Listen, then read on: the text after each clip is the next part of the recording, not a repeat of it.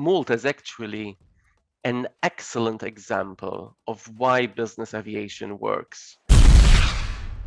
What I've been and my colleagues have been trying to do in the past 30 years, because I'm getting old now, in terms of convincing why business aviation works, why business aviation makes sense.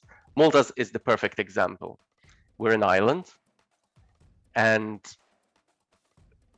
we are peripheral. We are a remote place, very difficult to get to. You cannot, go like where I'm going to go this weekend, get in my car and drive to Malta.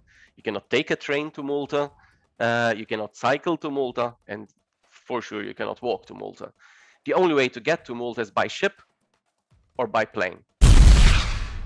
Like everywhere else, the population is growing, so we cannot produce enough food to sustain ourselves. We cannot. We don't have any raw material to export. So the only thing we can do is sell the island as a tourist attraction. Because of the history, because of the 300 days of sunshine, and grow a service industry. When COVID hit, Malta was brought to a standstill. Nothing could come in, nothing could go out, and we were buggered. So much so that the first batch of vaccines, my company, DC Aviation, we handled the business jet to bring the vaccines into Malta. Because yes, we do have football players and movie stars, but we also fly vaccines to remote destinations like Malta. And that was not unique. Another Maltese operator flew respiratory equipment on a business jet to the middle of Africa from Germany. And this is not unique to Malta. It's unique. It's common throughout the world. And what we saw happening is that for the very first time in I don't know how many years, not only we were not having to try and shout and convince people, but we had people calling us and saying, "Hey, Stanley, you're in aviation, right? Can you get me to Italy?" And I know, again, my story is not unique, but I had clients who never flew in a business jet in their life, very successful businesses, and realized that they can go to Barcelona, do a meeting which lasts an hour, fly to Milan for lunch, a business lunch, fly to Munich for another meeting, and come back to Malta to his wife and kid all in the same day. A trip which he would not have been able to do with traditional airlines, and in a day for sure, in a significantly shorter span of time, he was doing a lot more for his business, achieving a lot more. But more importantly, because we also forget about that, more importantly, he was back home for dinner, for his child's school concert. And it improves your life. 99% of our schedule in business aviation is not served by the airline industry. And that was it was significantly obvious during the COVID because of all the airlines breakdowns. And it's still true today. In a place like Malta, we are at 82% of the scheduled traffic of pre-COVID times. 82%, that's significant.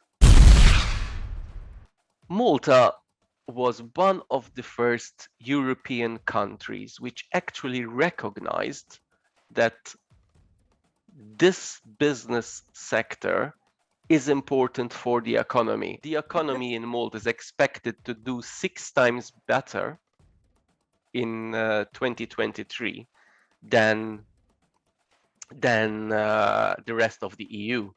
And it would be stupid of me to say that the economy of Malta is doing better because we are more friendly to business aviation.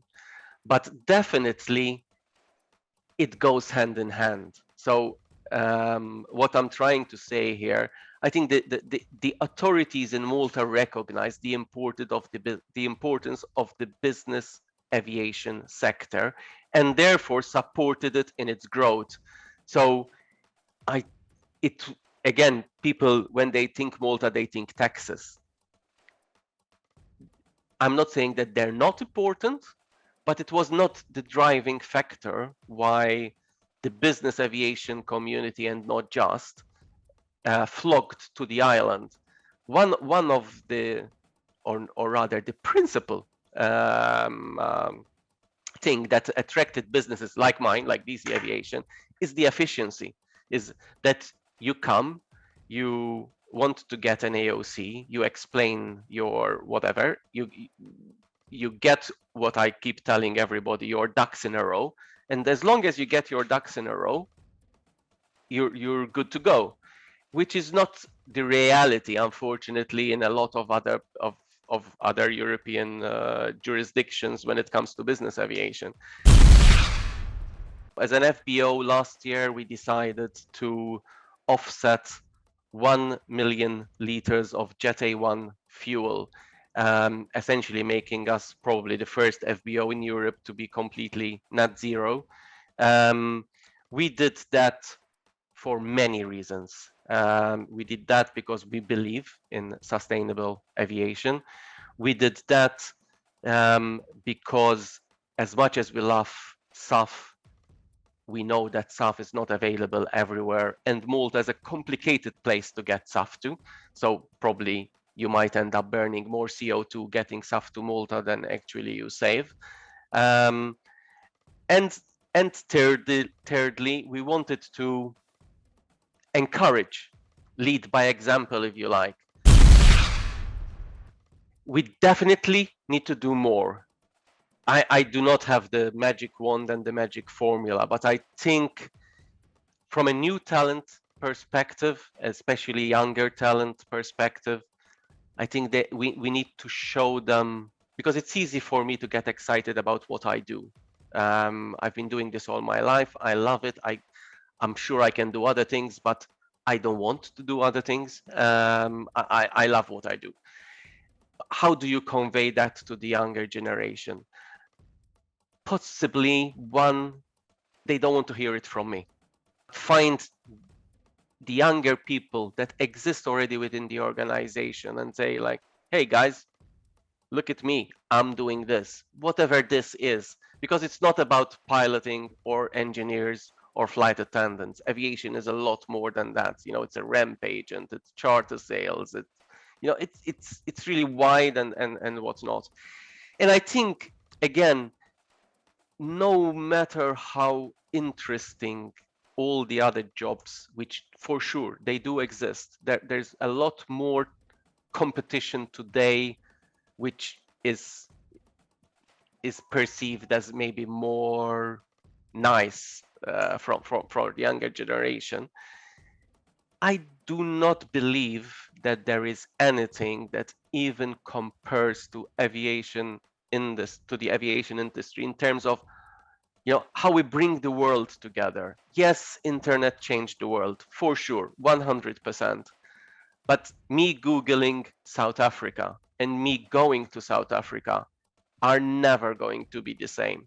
You and me meeting because of the industry, and then, you know, once the interview done, go for a beer or lunch or dinner, is not the same as doing a Zoom. I love it, it's efficient, all of that, but you're not conveying the experience. You're conveying a picture, and for that, a rather small picture.